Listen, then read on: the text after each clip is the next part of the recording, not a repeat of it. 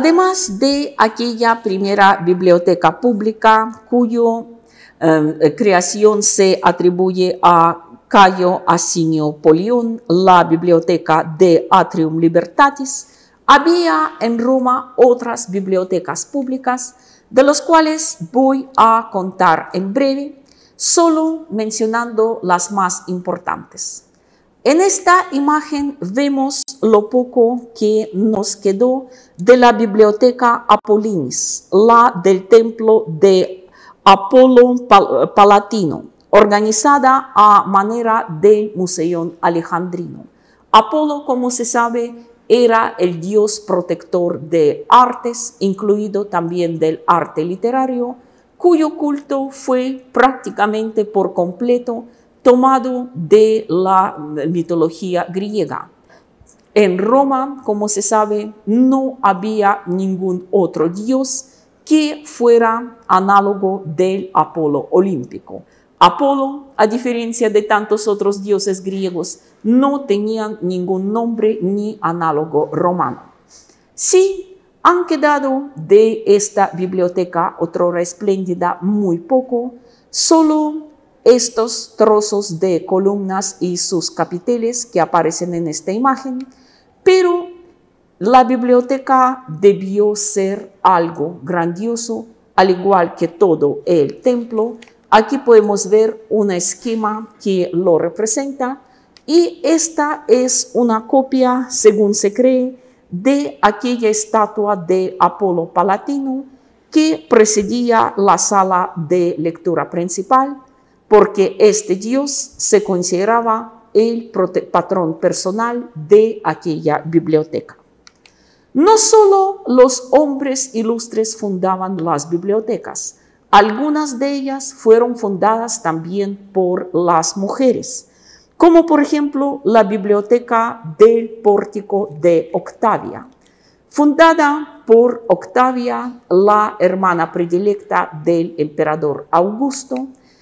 Esta, como podemos ver, tenía una estructura muy parecida a las otras bibliotecas romanas.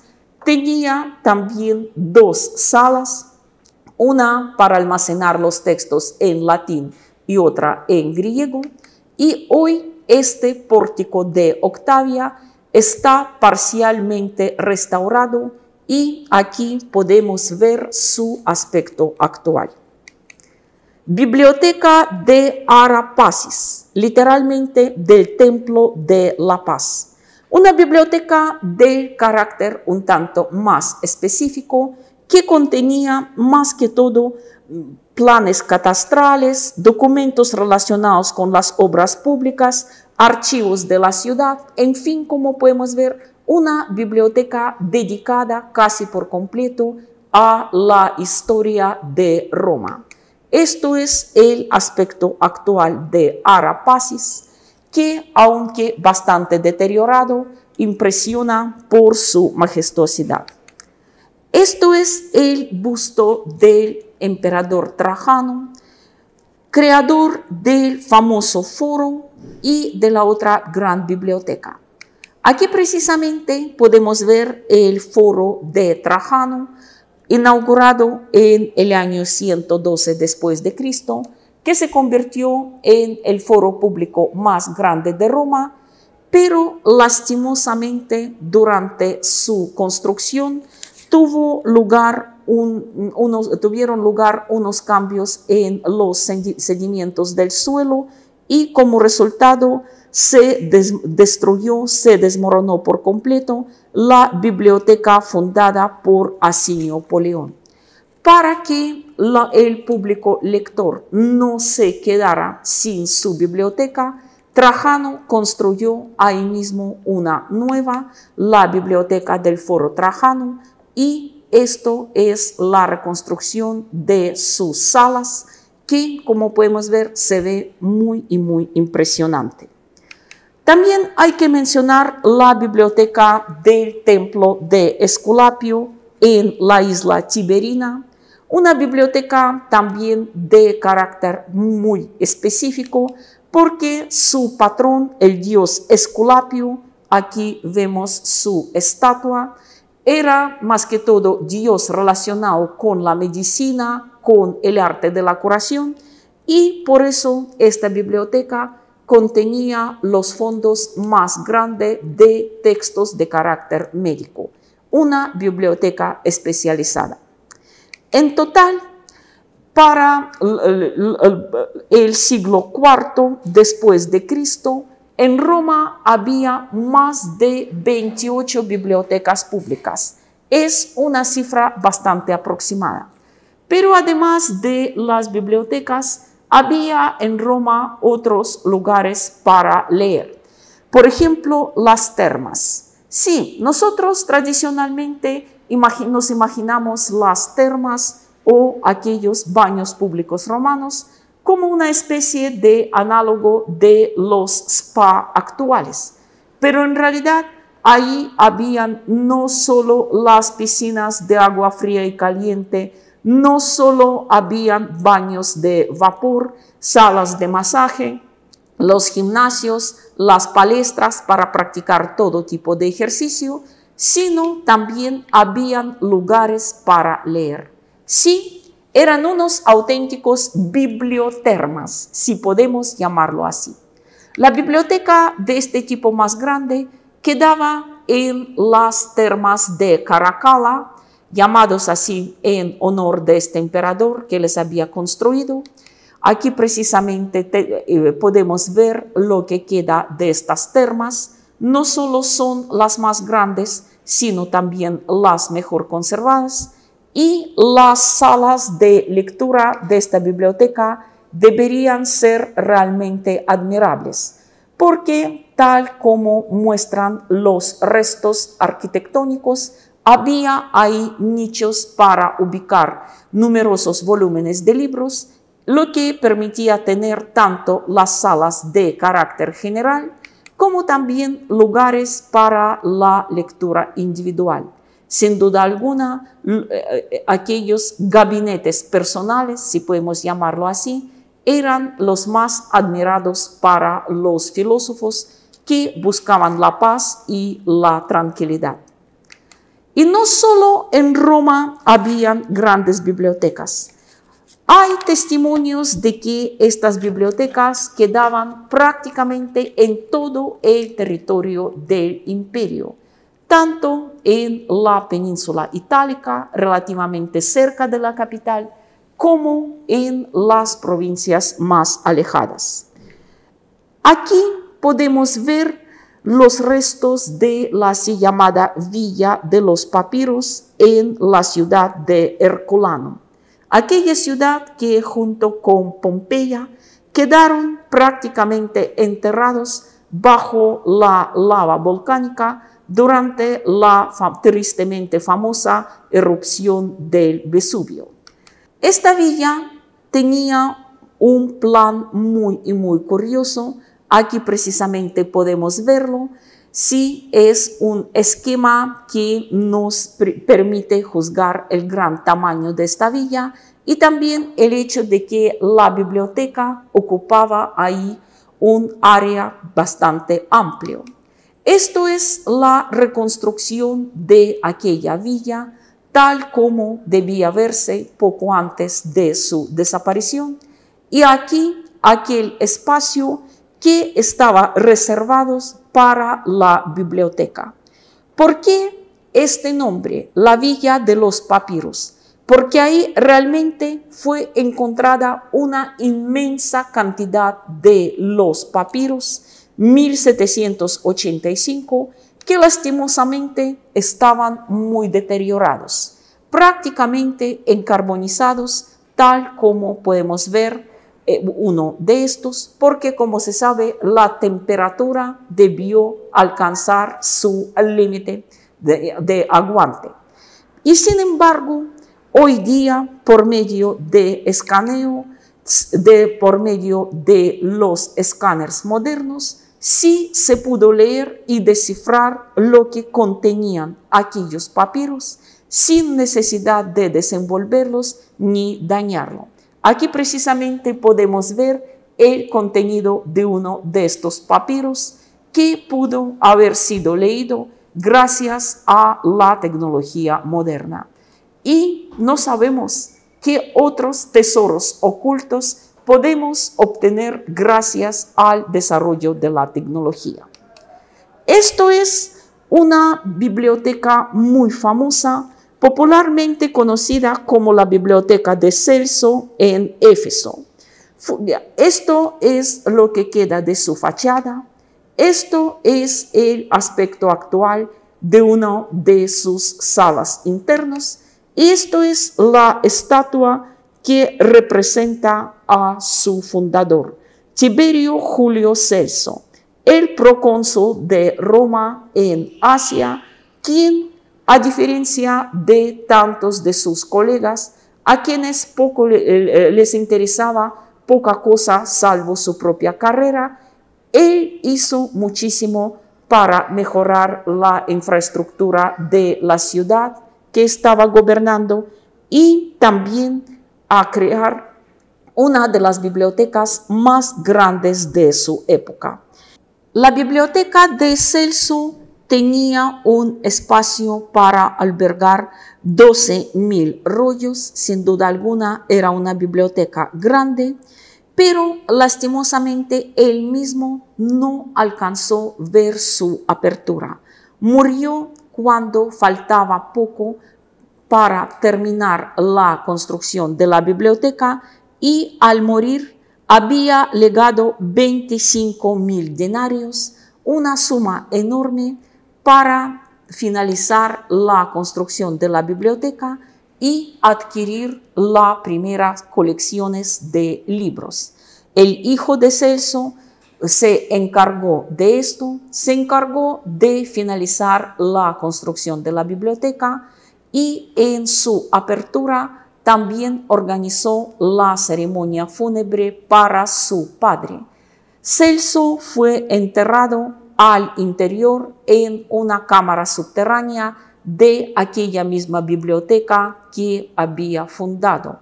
De tal manera, la biblioteca de Éfeso se convirtió al mismo tiempo en el mausoleo de su fundador.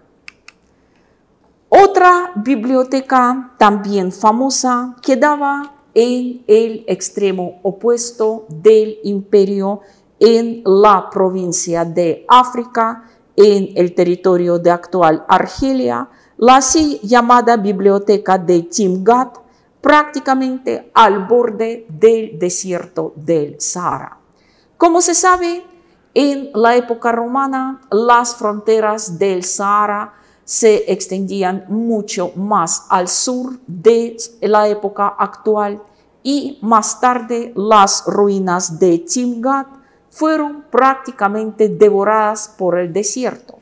Pero debido al clima, las ruinas se conservaron bastante bien y también lo que quedaba de la biblioteca. Esto es la reconstrucción de la biblioteca de Timgat y esto es su aspecto interior. Posiblemente así de grande eran sus salas. Como podemos ver, desde Roma hasta las provincias más remotas, las bibliotecas romanas tenían una estructura y un aspecto bastante parecido. La creación de estas bibliotecas era tal vez la muestra más palpable, más visible del dominio romano, el espíritu romano, los hábitos romanos, la cultura romana de leer.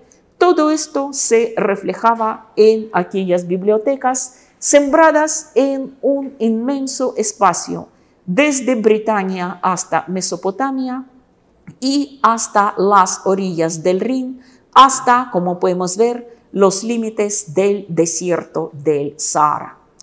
Curioso que las bibliotecas públicas romanas también trabajaban de una manera muy particular, prácticamente idéntica, desde la capital hasta las más lejanas provincias.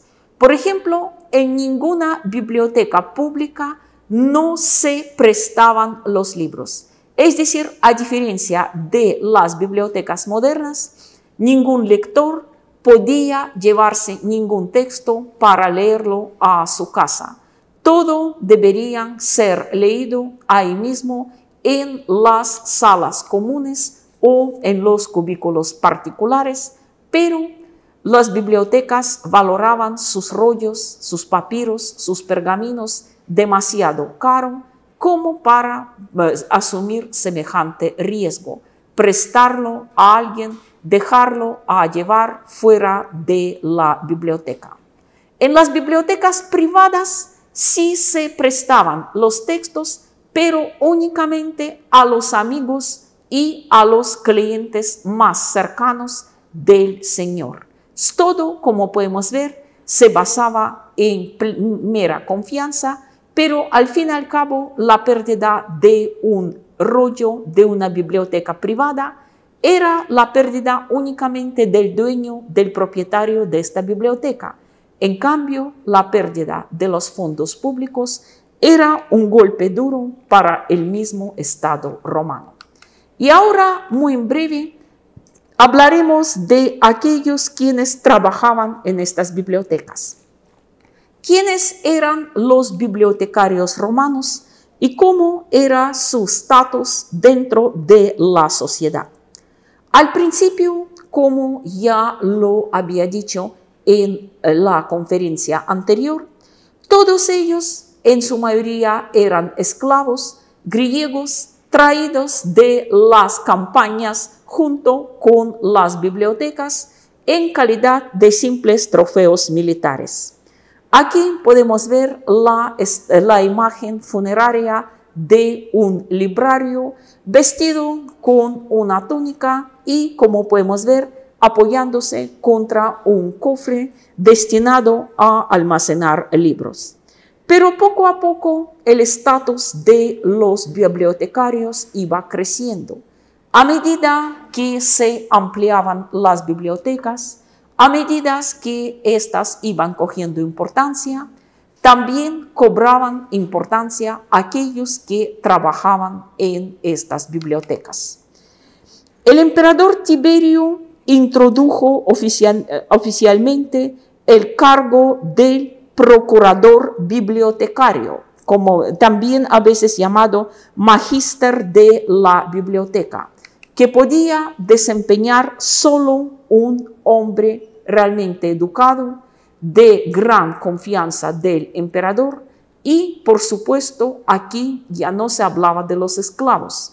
Estos especialistas, los procuradores o magísteres bibliotecarios, eran personas libres, con frecuencia de rango ecuestre o incluso senatorial, y muy bien pagados.